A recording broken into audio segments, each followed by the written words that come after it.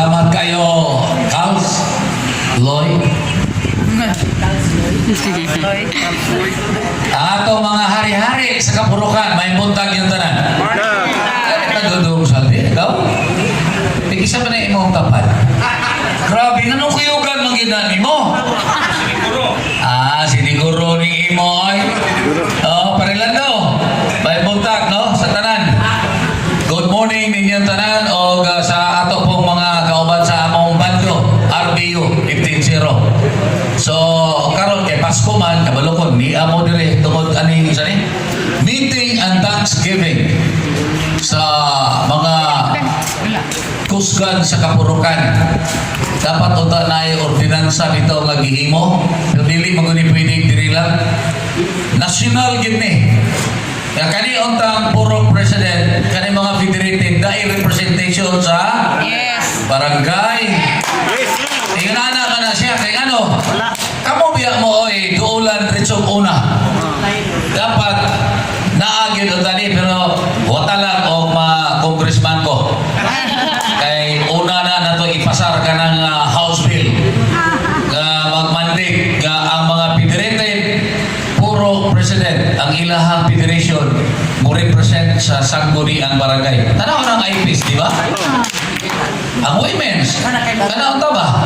Nindot ba na, kay kung ingon ana manggani, ang mga puro, mao man ay pinaka-grassroots level ng mga lideres sa barangay. No? O magini sila. Ako kung ganun kung makaingon kung ginani, dugay magugos barangay. Dugay kay ko 33 years na kong servisyo diya sa barangay. O nakibalog yung kung unsay mga lintunganay ba na problema sa kapurukan. Duulon po na sila sa mga tao. Dahil na ba dahil panlambi ng mga tao, hindi mo matagal. Hinanakin na niya, ikaw, puro president, pero yan ako, way kwarta. Samot! No? Di katabang. Pero anyway, ang ato ani is ato paning lantaon ang sagil mahimo ani sa local government katong giingon kaganina ni Nuli nga dunay additional 500. So mahimo ng 1,000. I hope nga mahimo na gini. Ano sa man ni Mayor? Next year? Additional 500? Next year, additional 500, no? So, doon na mo itag sa kalibo. Huwag paghihapon na. Ha?